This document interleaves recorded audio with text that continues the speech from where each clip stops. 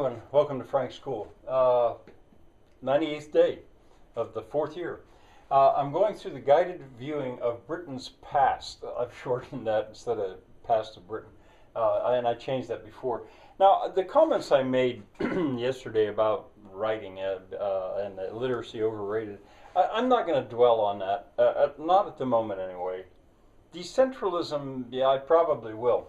But in any case, it occurred to me that Ariadne's string, I have likened in the past writing and reading at a personal level to Ariadne's string. Ariadne, it was the Greek woman that gave Theseus a ball of string. So when he went into the labyrinth, he unwound it, and then to find his way back out, he just wound it back up, and it took him back out of the labyrinth. Often I have felt that by writing, I was doing that in a sense for myself. This course, in a way, is like that. I'm wandering into territory that is unfamiliar, and I could easily get lost. Well, by leaving a record, I can trace the record back. I think I talked about that elsewhere the first year. Now, and Grandpa Jim, my grandfather, he's the man who bought this farm. He had made a comment that I was reminded of too. When he found out, he died before he found out that I had been accepted at Harvard. But he knew I was a very good student, and I was very, very fond of him, and vice versa. And we didn't live in the same state. And I suppose he did find out that really I had applied to Princeton, Yale, Dartmouth, Harvard, Oberlin. And as it turned out, I could have gone to any of those. But anyway, my mother was so proud of this. And his comment was, be careful that the boy doesn't get so well educated that he doesn't know anything. I know just what he meant. I have to wonder how far back my ideas go along at least that side of my family. All right, leaving that behind. I want you to go to Kings and Queens of England. I'll give you the link. I'll put it in the description. There are 6 episodes, I think. Start with episode 1. And we're not going to go very far. Just go up to the 6-minute, 20-second. That will take you through the Battle of Hastings to the point where William I, William the Conqueror, is crowned. In that course, and there you'll find, I think you're going to find it now, it becomes fairly straightforward, almost easy viewing. I'll say more about that tomorrow because it ends up coming pretty fast. But you'll hear about the Bayeux tapestry. You'll see examples of it. A woman I taught with was so pleased she went to Europe and she actually saw the Bayeux tapestry. She was a librarian and an English teacher.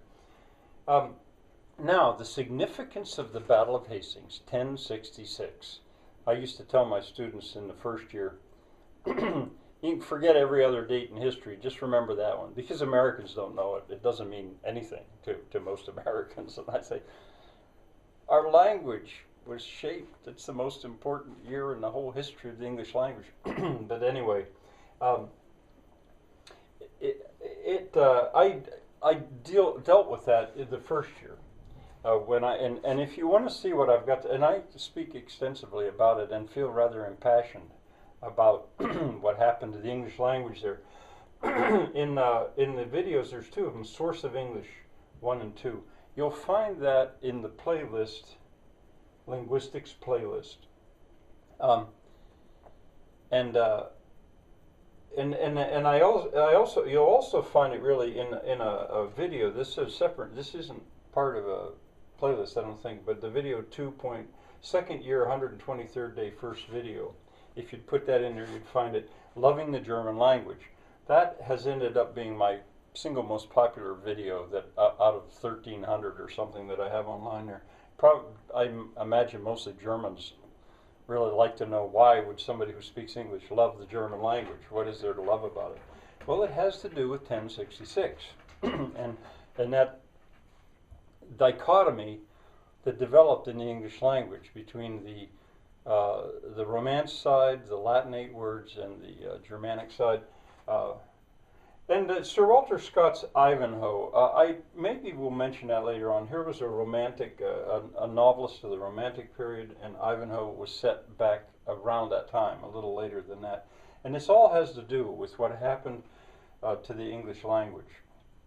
Um, I I had once been on a different forum, and I typed in about my feelings about the English language. I had said if I could get in a time machine and go back in time, I wouldn't hesitate. I'd go straight to 1066, October or whatever. I don't remember the day, and tell King Harold uh, uh, Godwinson not to look up, and don't look up. The legend is, he got an arrow in the eye and was killed. Because when that battle was won by the Normans,